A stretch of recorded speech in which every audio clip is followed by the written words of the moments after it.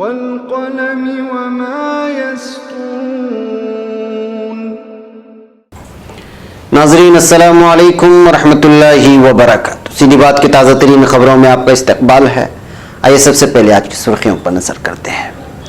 भटकल कौमी सतह के कराटे मुकाबले के आखिर नशिस्त में पयाम इंसानियत के कारकुनान को तहनीयत। परभनी दाइश मामले में नासिर याफई व दीगर के खिलाफ फर्द जुर्म का मुसव्वदा पेश। सबसे ज्यादा 14 बच्चों ने साल 2017 में खुदकुशी की है। बीजेपी से इस्तीफा देने वाली सावित्रीबाई फुले ने कहा कि न खाऊंगा और न खाने दूंगा की बात करने वाले वजीर आजम नरेंद्र मोदी खुद घोटालेबाजों के हिस्सेदार बन गए। राम मंदिर तामीर का काम शुरू नहीं हुआ तो बीजेपी के खिलाफ मुल्कगीर तहरीक का खदशा, स्वामी का बयान। नोएडा पुलिस ने खुले में नमाज पर लगाई पाबंदी, कंपनियों को भेजा नोटिस। रथ यात्रा निकालने में नाकाम बीजेपी लीडर ने ममता बनर्जी का मुआवजा किया किम जोंग से। कोल्हापुर में इजलास आम की तैयारियां जोरों शोरों से जारी। कुमार स्वामी के गोली मार देने वाले मुतनाज़ बयान पर बोले येडियुरप्पा, वज़ीर आला से ऐसी उम्मीद नहीं थी। तेलंगाना दूसरी जात में शादी से नाराज वालिदैन ने अपनी बेटी को आग के हवाले कर दिया। अयोध्या तनाज़े पर 4 जनवरी को अदालत उज़्मा में होगी समाअत। शिवसेना सदर उद्धव ठाकरे ने अपनाया राहुल गांधी का नारा, कहा चौकीदार चोर है। अडवाणी ने तस्लीम किया गुजरात फसादात के बाद मोदी के इस्तीफे व अटल बिहारी से हुई थी इख्तिलाफात। छत्तीसगढ़ भूपेश बघेल हुकूमत की काबीना की तौसी, 9 और वज़रा ने लिया हलफ। पाकिस्तान के साबिक वज़ीर आज़म नवाज शरीफ को अल अज़ीज़िया रेफरेंस में 7 साल की सजा, फ्लैगशिप केस में बरी। मेक्सिको रियासती गवर्नर समेत 5 अफराद हेलीकॉप्टर हादसे में हलाक। इसराइल मुजरिम और दहशतगर्द रियासत है, एर्दोगान का बयान। स्पेन गैर कानूनी तारिकीन वतन की कश्ती गरकाब, 2 बच्चे हलाक। इसराइली जिंदानों में पाबंद सलासिल कौम के बेटों को तनहा नहीं छोड़ेंगे। काबुल दहशतगाना हमले में 29 अफराद हलाक, 20 से ज्यादा जख्मी। इंडोनेशिया मजीद सुनामी की पेशनगोई, हलाकतें 373 हो गई। नाज़रीन अस्सलामु अलैकुम वरहमतुल्लाहि वबरकातुहू। सीधी बात की ताज़ा तरीन खबरों में आपका इस्तकबाल है। मैं अंसार अजीज नदवी आज की खबरों की तफसीलात लेकर आपकी खिदमत में हाजिर हूँ। नाज़रीन, तफसीलात में जाने से पहले आपसे दरख्वास्त कर लूँ कि जिन लोगों ने अभी तक हमारे चैनल को सब्सक्राइब नहीं किया है वो ज़रूर कर लें और बेल आइकॉन को दबाना हरगिज़ न भूलें ताकि हमारे ताज़ा अपडेट्स के अलर्ट्स आपको हासिल होते रहें। चलिए नाज़रीन आगे चलते हैं। पहली खबर भटकल से है। शहर भटकल में गुज़िश्ता 2 रोज से जारी कौमी सतह के कराटे मुकाबले कल एक पुरवकार तकरीब के साथ अपने अख्तिताम को पहुंचे हैं। शोतोकन कराटे इंस्टीट्यूट ने ये मुकाबले अपने सिल्वर जुबली के मौके पर मुनाकिद किए थे, जिसमें मुल्क भर की मुख्तलिफ रियासतों की टीमों ने हिस्सा लिया था। इसकी आखिरी तकरीब में जामिया इस्लामिया, जामियाबाद भटकल और पयाम इंसानियत के अरकान को भी मदऊ करते हुए उनको तहनीयत पेश की गई। इस मौके पर कौमी यकजहती को फ़रोग़ देने वाले मुख्तलिफ समाजी तबक़ात के लोगों को भी जोड़ा गया था और फिर उनको तहनीयत पेश की गई थी। पयाम इंसानियत के अरकान में मौलाना इमरान यासिन नदवी, मौलाना कैस जुकाकुर नदवी, मौलाना रिजवान मोहतशम नदवी और मास्टर अब्दुल समी साहब को भी तहनीयत पेश की गई और शालपोशी के जरिए इज्जत अफजाई की गई। इस मौके पर कई मेहमानों के साथ मास्टर अब्दुल समी ने भी कन्नड़ा में खिताब करते हुए इंसानियत के उन्वान पर बात की और फिर उस्ताद और शागिर्द के रिश्ते को उजागर करते हुए तमाम समाज तबक़ात एक साथ मिलकर इंसानियत को खिदमत करने की तलक़ीन की। इस मौके पर मुकाबले में नुमाया कामयाबी हासिल करने वालों को इनामात से भी नवाजा गया। इस जलसे में सियासी व गैर सियासी और मुख्तलिफ तालीमी इदारों के नुमाइंदों को मदऊ किया गया था। अब खबर मुंबई से। परभनी के सनसनीखेज दाइश मामले में फंसाए गए बेकसूर मुस्लिम नौजवान के खिलाफ आज एनआईए की खुसूसी अदालत में फर्द जुर्म का मुसव्वदा पेश किया गया, जिससे मुकदमे की समाअत का रास्ता हमवार हो गया है। लेकिन इस्तिगासी की जानिब से केस शुरू करने की जल्दबाजी पर सुप्रीम कोर्ट में जेर बहस कानूनी इक़ाद से राह फरार इख्तियार करने के रूप में दिखाया जा रहा है। इस बात की इत्तला आज यहाँ इस मुकदमे को मुफ्त कानूनी इमदाद फराहम करने वाली तंजीम जमीयत उलमा महाराष्ट्र के सदर मौलाना हाफिज मोहम्मद नदीम सिद्दीकी ने दी है।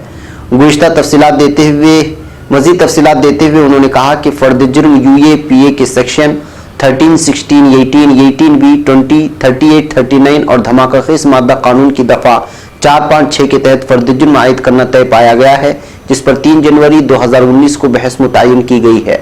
चुनांचे माहिरीन ने कानून का दावा है कि नासिर याफई मुकदमे में एटीएस और एनआईए की धांधलियां, कानून और ज़ाब्ते की पामिली का कच्चा छिट्टा सुप्रीम कोर्ट के फैसले से पहले फर्द जुर्म आयद कराकर केस को नया मोड़ देने की शातिराना चाल समझा जा रहा है। अब खबर नई दिल्ली से। मरकजी हुकूमत के तहत नवविद्या विद्यालय में पिछले 5 सालों में 50 के करीब बच्चों ने खुदकशी कर ली है। इंडियन एक्सप्रेस के जरिए दायर की गई आरटीआई में इस बात का इंकिशाफ हुआ है। आरटीआई से मिली जानकारी के मुताबिक साल 2013 से लेकर 2017 के बीच में 49 बच्चों ने खुदकशी की और इसमें से आधे लोग दलित और आदिवासी हैं। ज्यादातर खुदकशी करने वाले बच्चों में लड़के हैं। इंडियन एक्सप्रेस की खबर के मुताबिक 7 लोगों को छोड़कर बाकी सभी ने फांसी लगाकर खुदकशी की और उसके बारे में या तो तालिब इल्मों के जरिए पता चला या फिर स्कूल के स्टाफ ने इसका पता लगाया। वाज़ेह हो कि नवविद्या विद्यालय की शुरुआत साल 1985 से 86 में हुई थी और इसको बोर्ड एग्जाम्स में सबसे अच्छा नतीजा देने वाले इदारों में से एक माना जाता है। नवविद्या विद्यालय मुल्क के हजारों पिछड़े और गरीब बच्चों के लिए अच्छी तालीम का जरिया है। साल 2012 से इन स्कूलों की क्लासेस 10 के लिए पास करने वालों का फीसद 99% से ज्यादा और क्लास 12 के लिए 95% से ज्यादा रहा है। पास करने वाले फीसद के आदादोशुमार महंगे प्राइवेट स्कूलों के मुकाबले काफी ज्यादा है। मुल्क में इस वक्त 635 नवविद्या विद्यालय हैं और उनको MHRD के तहत खुद मुख्तार इदारा नवविद्या विद्यालय कमेटी NVS के जरिए चलाया जाता है। उसूल के मुताबिक स्कूल की 75% सीटें देही बच्चों के लिए रिजर्व होती है, इसलिए नवविद्या विद्यालय को ऐसी जगह नहीं बनाया जाता है जहां पर 100% शहरी आबादी हो। नवविद्या विद्यालय में 6 क्लासेस से एडमिशन शुरू होते हैं और यहाँ 12वीं तक की पढ़ाई होती है। मेरिट लिस्ट की बुनियाद पर ही यहाँ एडमिशन होता है। नवविद्या की मकबूलियत का अंदाजा इस बात से लगाया जा सकता है कि जितने लोग हर साल दाखिले के लिए इम्तिहान देते हैं उनमें से औसतन 3% से कम लोग ही पास कर पाते हैं। यह आदादोशुमार बताया जा रहा है कि मौजूदा वक्त में नवविद्या विद्यालय बहुत बड़े मसाइल का सामना कर रहा है। मुल्क के 635 नवविद्या विद्यालय में इस वक्त 2.8 लाख बच्चे पढ़ रहे हैं। 31 मार्च 2017 तक कुल 2.53 लाख बच्चों ने, जिनकी उम्र 9 से लेकर 19 साल तक है, ने तकरीबन 600 नवविद्या विद्यालय में दाखिला लिया। हैरानी की बात यह है कि इसी साल 14 बच्चों ने खुदकुशी की। इस हिसाब से साल 2017 में हर 1 लाख बच्चों पर 5.5% लोगों ने खुदकुशी की है। दूसरी तरह से कहें तो हर 1 लाख बच्चों पर तकरीबन 6 लोगों ने साल 2017 में खुदकुशी की है और यह आदादोशुमार साल 2015 के आदादोशुमार से ज्यादा है।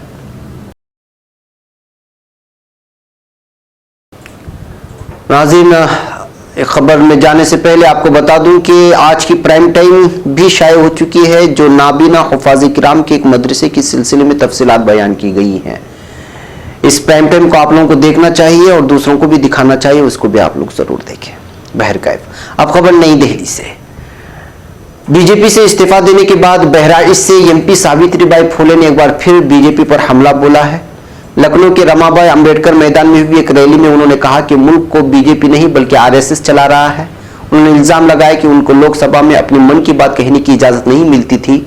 NDTV की खबर के मुताबिक सावित्रीबाई फुले ने कहा कि कई सारे वज़रा रुकने पार्लिमान और संघ के चीफ के जरिए सुनने को मिलता है कि बाबा साहेब अंबेडकर के जरिए लिखा गया आइन बदला जाएगा। साबिक बीजेपी रहनुमा ने कहा, रिजर्वेशन खत्म करने की कवायद हो रही है। दिल्ली के जंतर मंतर पर आइन की कापियों को जलाया गया है। हम अपना हक मांगेंगे नहीं बल्कि छीन लेंगे। एक और खबर नई दिल्ली से। बीजेपी के रहनुमा और साबिक मरकजी वजीर सुब्रमण्यम स्वामी ने मरकज की मोदी हुकूमत से अयोध्या में राम मंदिर तामीर का काम जल्द अज जल्द शुरू कराने की अपील की है। साथ ही सुब्रमण्यम स्वामी ने मुतनब्बा किया है कि ऐसा न करने पर बीजेपी के खिलाफ मुल्कगीर हिंदू तहरीक शुरू हो सकती है। इस खदशे का इजहार सुब्रमण्यम स्वामी ने 25 दिसंबर को एक ट्वीट में किया। इस ट्वीट में उन्होंने कहा कि अगर वज़ीर आज़म नरेंद्र मोदी साबिक वज़ीर आज़म PV नरसिम्हा राव के जरिए पेश करदा हल को नाफिज नहीं करते और राम मंदिर की तामीर का काम शुरू नहीं कराते हैं तो बीजेपी के खिलाफ मुल्कगीर हिंदू तहरीक शुरू हो सकती है। मिस्टर मोदी को यह खतरा नहीं मोल लेना चाहिए। अब खबर उत्तर प्रदेश से। उत्तर प्रदेश पुलिस ने नोएडा सेक्टर 58 वाक़ दफातर इंस्टीट्यूशंस के नाम एक नोटिस जारी किया है, जिसमें कहा गया है कि वो अपने मुलाजिमीन को खुले इलाकों मसलन पार्कों वगैरह में नमाज पढ़ने से रोकें। ये नोटिस गुज़िश्ता हफ्ते जारी किया गया है, जिसके बाद कंपनियों के ऐसे मुस्लिम मुलाजिमीन की परेशानियां बढ़ गई हैं जिनके पास मस्जिदों में जाने का वक्त नहीं रहता। पुलिस ने नोटिस में कहा है कि अगर कंपनी का कोई मुलाजिम ऐसा करता हुआ दिखा जाता है तो उसके लिए कंपनी को जिम्मेदार ठहराया जाएगा। जराये के मुताबिक मामले की नजाकत को देखते हुए कई कंपनी मालिकान ने इस ताल्लुक से पुलिस के आला अफसरान से बातचीत करने का मुतालबा किया है, लेकिन अभी तक कोई रास्ता नहीं निकल पाया है। कुछ कंपनी के एग्जीक्यूटिव का इस मामले में कहना है कि नोटिस जारी होने के बाद इलाके में फिक्र का माहौल है। कंपनी के मालिकान इस बात से परेशान है कि मुस्लिम मुलाजिमीन पार्क में नमाज अदा करेंगे तो इसके लिए कंपनी को जिम्मेदार ठहराया जाएगा, और अगर वो मुलाजिमीन को ऐसा करने से रोकते हैं तो लोगों में कंपनी की गलत शबीह बनेगी। अब खबर कलकत्ता से। मरकजी वजीर गिरिराज सिंह ने वजीर आला ममता बनर्जी का मुआवजा शिमाली कोरिया के सरबराह किम जोंग से करते हुए कहा है कि दोनों के तरीक़ेकार में कोई फर्क नहीं है। गिरिराज सिंह ने अपने एक बयान में कहा है कि किम जोंग अपने वालिद की मौत के बाद इख्तिदार में आने के बाद जिस तरीके से हुकूमत कर रहे हैं वो हमारे सामने है। शिमाली कोरिया में जमहूरियत और इजहार राय की आज़ादी नाम की कोई चीज़ नहीं है। गिरिराज सिंह ने कहा कि ममता बनर्जी के दौर में इख्तिदार में बंगाल में जमहूरियत खत्म हो चुकी है। ममता बनर्जी भी किम जोंग की तरह अपने मुखालिफिन के साथ सलूक करती हैं। अब खबर कोल्हापुर से। जमीयत उलमा जिला कोल्हापुर के ज़ेर एहतिमाम 4 जनवरी 2019 को कोल्हापुर में मुनक़िद होने वाली इजलास आम की तैयारियां जोरों शोरों से जारी हैं, जिसे कामयाब बनाने के लिए जगह जगह पर कॉर्नर मीटिंगों और जलसों का एहतिमाम किया जा रहा है। शुरका और मेहमानों के लिए खाने पीने और दीगर उमूर की जिम्मेदारियां मकामी कारकुनान के सुपुर्द की जा रही हैं। पानी और दीगर इंतजामी उमूर का बंदोबस्त किया जा रहा है। इन ख्यालात का इजहार आज यहाँ जमीयत उलमा महाराष्ट्र के सदर मौलाना हाफिज मोहम्मद नदीम सिद्दीकी ने अपने एक सहाफती बयान में किया है। उन्होंने मजीद कहा कि जमीयत उलमा कोल्हापुर के जिम्मेदारान मौलाना मोहम्मद इरफान कासमी सदर, इम्तियाज भाई पन्हालेकर जनरल सेक्रेटरी, अब्दुल गनी भाई अजरेकर, मौलाना नईम और दीगर पर मुश्तमिल एक नुमाइंदा वक्त जिला भर के तमाम ताल्लुकों आजरा, चंडीगढ़, गढ़नलज, नपानी वगैरह में दौरा करके इजलास की कामयाबी के लिए राय अम्मा हमवार कर रहे हैं और ज्यादा से ज्यादा अवामी शिरकत को यकीनी बनाने के लिए हर मुमकिन जद्दोजहद कर रहे हैं।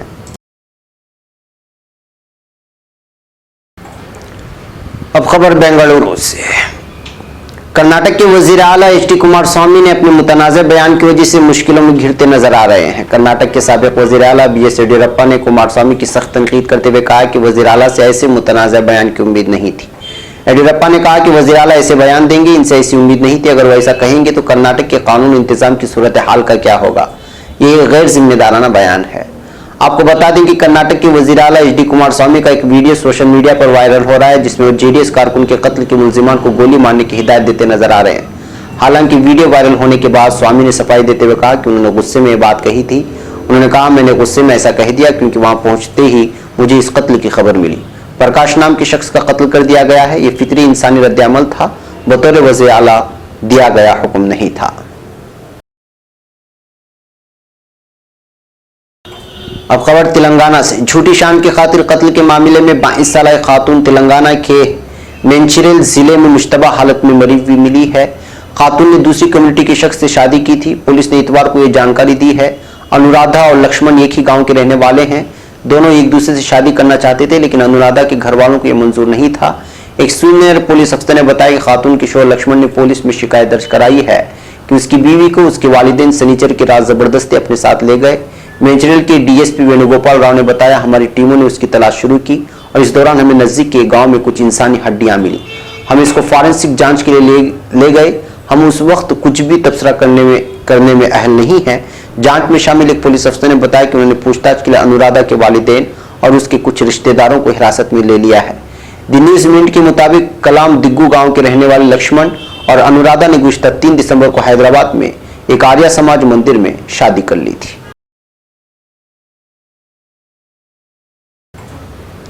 अब खबर नई दिल्ली से। सुप्रीम कोर्ट 4 जनवरी को बाबरी मस्जिद राम जन्मभूमि के मालिकाना हक से मुतालिक दायर अर्जियों पर समाअत कर सकता है।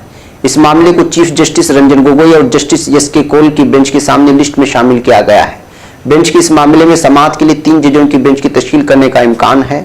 4 दीवानी वादों पर इलाहाबाद हाईकोर्ट के फैसले के खिलाफ 14 अपील दायर हुई है। उम्मीद की जा रही कि 4 जनवरी 2019 से बाज़ाब्ता तौर पर समाअत शुरू हो सकती है।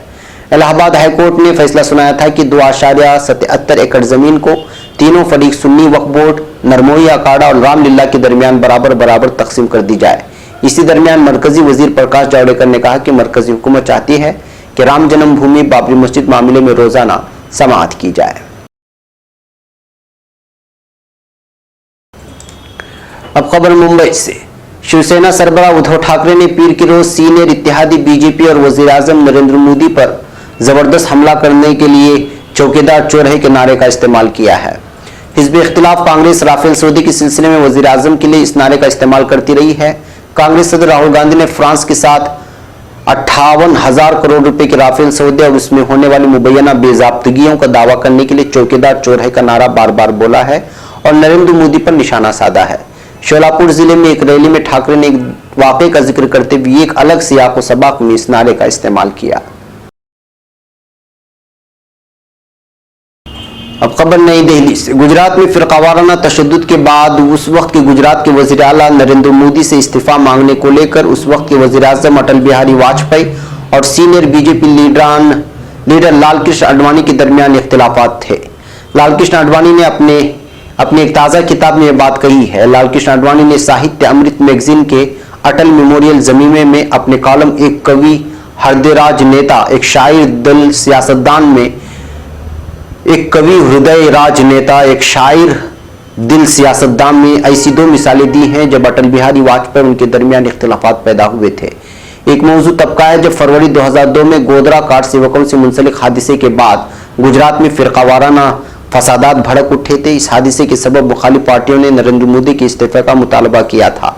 अटल बिहारी वाजपेयी से अपनी बेहतरीन दोस्ती का जिक्र करते हुए आडवाणी ने अपने कॉलम में कहा है कि बीजेपी और बरसर इख्तिदार एनडीए में कुछ लोग सोचने लगे कि मोदी को अहदा छोड़ देना चाहिए, फिर भी इस मौजू पर मेरा ख्याल बिल्कुल मुख्तलिफ था।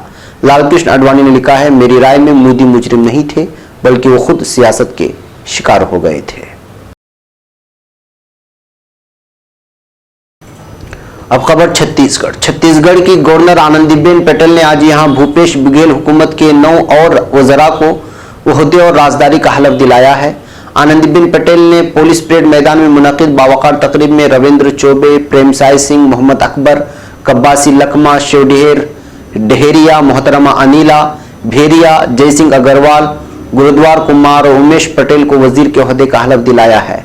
भूपेश बघेल ने 17 दिसंबर को वजीर आला के ओहदे का हलफ लिया था। इसी दिन बघेल के अलावा टीएस सिंह देवा और तामरध्वज साहू ने काबीना के वजीर के ओहदे का हलफ लिया था। अब खबर पाकिस्तान से। पाकिस्तान के साबिक वजीर आजम नवाज शरीफ को अल अजीजिया मिल्स केस में 7 साल कैद की सजा सुनाई गई है। ताहम उन्हें एक दूसरे मामले फ्लैगशिप इन्वेस्टमेंट केस में बरी कर दिया गया। साबिक वजीर आजम को फैसला सुनाए जाने के बाद एहतिसाब अदालत के कमरे में हिरासत में ले लिया गया और अब उन्हें अडियाला जेल मुंतकिल किया गया है। पाकिस्तानी मीडिया की खबरों के मुताबिक एहतिसाब अदालत के जज अरशद मलिक ने रेफरेंसेस पर फैसला सुनाया। नवाज शरीफ फैसला सुनने के लिए खुद भी अदालत में मौजूद थे। अदालत ने अपने फैसले में कहा कि फ्लैगशिप रेफरेंस में केस नहीं बनता, इसलिए नवाज शरीफ को बरी किया जाता है। ताहम अदालत ने कहा कि अल अजीजिया रेफरेंस में काफी ठोस सबूत मौजूद हैं, इसलिए उन्हें 7 साल कैद की सजा सुनाई जाती है। अब खबर मैक्सिको से। हेलीकॉप्टर हादसे में मैक्सिको की रियासत वस्ती बोईबल्ला की गवर्नर मार्था एरिका अलोंसो और उनके शोहर राफेल मोरेनो समेत 5 अफराद हलाक हो गए हैं। खबर के मुताबिक हेलीकॉप्टर हादसे में हलाक होने वालों में वस्ती बोईबल्ला की नौमुंतखब गवर्नर मार्था एरिका, उनके शोहर साबिक सेंटर राफेल मोरेनो, पायलट मुआविन पायलट और एक नामालूम मुसाफिर शामिल है जिसकी शनाख्त ताहाल नहीं हो सकी। मैक्सिको के नौमुंतखब सदर ने हेलीकॉप्टर हादसे में गवर्नर समेत 5 अफराद की हलाकत की तस्दीक करते हुए गहरे दुख और अफसोस का इजहार किया है और हेलीकॉप्टर हादसे की आला सतह पर तहकीकात करने का ऐलान किया है। अब खबर तुर्की से। तुर्की के सदर रजब तैयब एर्दोगान ने कहा है कि इसराइल दुनिया की मुजरिम और दहशतगर्द रियासत है जो फिलिस्तीन में मुनज़्ज़म रियासती दहशतगर्दी की मुर्तकिब है। उन्होंने एक बयान में इसराइली वज़ीर आज़म बेंजामिन नेतन्याहू के उस इल्जाम का जवाब दिया जिसमें नेतन्याहू ने कहा था कि एर्दोगान और तुर्क फौज शिमाली कब्रस में बच्चों को कत्ल कर रहे हैं। एर्दोगान ने नेतन्याहू को मुखातब करते हुए कहा कि इसराइली वज़ीर आज़म ने गलत दरवाजे पर दस्तक दी है। एर्दोगान जालिम नहीं है बल्कि मजलूमों की आवाज़ है। जहां तक तुम्हारा ताल्लुक है तो तुम जालिम हो और तुम्हारी रियासत दहशतगर्दी की मुर्तकिब है। उन्होंने कहा कि इसराइल को तुर्की पर दहशतगर्दी का इल्जाम आयद करने से कबल अपनी गिरेबान में झांकना चाहिए। इंसानियत के खिलाफ जराइम, कत्लेआम और वसी पैमाने पर तबाही इसराइली रियासत का चलन है। ख्याल रहे कि इसराइली वज़ीर आज़म नेतन्याहू ने इल्जाम आयद किया था कि तुर्की ने शिमाली कब्रस पर कब्जा जमा रखा है और उसकी फौज वहां बच्चों को कत्ल कर रही है। हमें वो अखलाकियात का दर्स नहीं दे सकते। इसराइली वजीर आजम की जानिब से तुर्की पर कब्रस के मामले में तनकीद के बाद तुर्की में सोशल मीडिया पर तशदीद रद्द-ए-अमल सामने आया। तुर्क वजीर खारिजा मौलूद चावुशओगलू ने नेतन्याहू को शदीद तनकीद का निशाना बनाया। उन्होंने कहा कि नेतन्याहू असर हाजिर का कातिल है और उसके हाथों पर हजारों निहत्थे फिलिस्तीनियों का खून है। उन्होंने कहा कि तुर्की फिलिस्तीनियों की मुजरिमाना कत्लेआम की सेहूनी जराइम बेनकाब करने का सिलसिला जारी रखेगा। इसराइल गलियों और मोहल्लों में खेलते बच्चों पर बमबारी करता है और रियासती दहशतगर्दी का मुजाहरा करता है। अब खबर गजा पट्टी से। इस्लामी तहरीक मुजाहमत हमास के सियासी शोबे के साबिक सदर खालिद मशअल ने कहा है कि उनकी जमात और अल-क़स्साम ब्रिगेड सेहूनी जिंदादों में पाबंद सलासिल कौम के बेटों, माँ और बहनों को तनहा नहीं छोड़ेंगे। उनका कहना है कि हमास और अल-क़स्साम ब्रिगेड ने सेहूनी जेलों में पाबंद सलासिल तमाम फिलिस्तीनियों को रिहा करने का तहैया कर रखा है। मरकज़ी इत्तलात फिलिस्तीन के मुताबिक खालिद मशअल ने इन ख्यालात का इजहार गजा की पट्टी के फिलिस्तीनी शहरी इमादुद्दीन असद असतवावी की इसराइली जेल से रिहाई पर उनसे टेलीफोन पर बातचीत के दौरान किया। हमास रहनुमा ने रिहाई पाने वाले फिलिस्तीनी असफ तावी को सहने कैद से आज़ादी मिलने पर मुबारकबादी पेश की है। अब खबर अफगानिस्तान से। अफगानिस्तान के दारुल हुकूमत काबुल में वाक़े वजारत अवामी फलाह बहबूद की इमारत के अहाते में एक बम धमाके, पुलिस और दहशतगर्दों के माबैन तसादुम में कम से कम 29 अफराद हलाक और 20 से ज़ायद जख्मी हो गए हैं। जनहा की खबरों के मुताबिक सिक्योरिटी फोर्सेस की तकरीबन 8 घंटों पर जारी मुहासरे में 29 अफराद की मौत और 20 से ज़ायद जख्मी हो गए हैं। वज़ारत दाखिला के तर्जुमान नजीब दानिश ने मीडिया की रिपोर्टों के हवाले से कहा है कि इमारत में तलाशी मुहिम जारी है और हलाकतों की तादाद बढ़ सकती है। दहशतगर्दों ने दोपहर 3:20 पर अवामी फलाह बहबूद की वजारत और माजूरों और शहीदों के अहल खाना की कौमी अथॉरिटी की इमारत के नजदीक एक कार बम हमला किया। अब खबर इंडोनेशिया से। इंडोनेशिया के आबनाए सिंधा के साहिली इलाके में आतिशफशां फटने के बाद आने वाले सुनामी के नतीजे हलाक होने वालों की तादाद 373 तक जा पहुंची है। खबर के मुताबिक इंडोनेशिया के कौमी इंसदाद आफात के महकमे का कहना है कि सुनामी के नतीजे में 373 अफराद के हलाक होने के अलावा 1400 से ज़ायद जख्मी भी हुए हैं। जुनूबी समात्रा और मगरबी जावा में आने वाले सुनामी के बाद 128 अफराद लापता भी हैं, जिनकी तलाश जारी है। खौफनाक सुनामी से मुतासरा इलाकों में सैकड़ों इमारतें जुज़वी और मुकम्मल तौर पर तबाह हो गई हैं, जिनके मलबे से लाशें निकालने का सिलसिला जारी है, जबकि अब भी मुतादिद अफराद ज़मीनबोस इमारतों के नीचे फंसे हुए हैं। आबनाए सिंधा के अतराफ के इलाकों में इमदादी टीमें भारी मशीनरी की मदद से इमदादी कार्रवाइयाँ कर रही हैं और हज़ारों अफराद को महफूज मकामात पर मुंतकिल किया जा चुका है। एक और खबर तुर्की से। वजीर खारिजा मौलूद चावुशओगलू का कहना है कि तुर्की मुत्तहिदा अमेरिका से फिजाई दिफाई निज़ाम खरीद सकता है, ताहम ये रूस से S-400 किस्म की मिसाइल ढाल निज़ाम की खरीद को मनसूख नहीं करेगा। ओलो ने दारुल हुकूमत अन्कारा में अखबारात और टेलीविजन चैनल्स के अन्कारा में नुमाइंदों के 7 साल के इख्तिताम के हवाले से एक इजलास मुनक़िद किया था। उन्होंने ट्रंप के मुमकिना दौरे तुर्की का जिक्र करते हुए कहा कि इस दौरे का प्रोग्राम ताहात क़तई नहीं है। उन्होंने बताया कि अमरीकी फौजियों की शाम से इनक़िला को बरास्ता तुर्की सर अंजाम दिए जाने के हवाले से हमारे सामने कोई मुतालबा पेश नहीं किया गया। अगर ऐसा कोई मुतालबा पेश किया गया तो हम इसका जरूर जायजा लेंगे।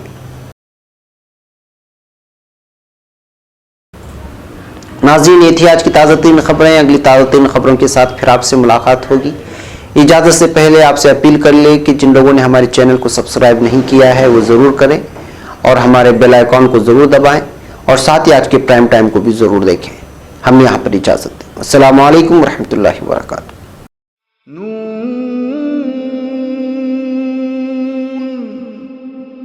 वल क़लमि वमा यस्तूरून।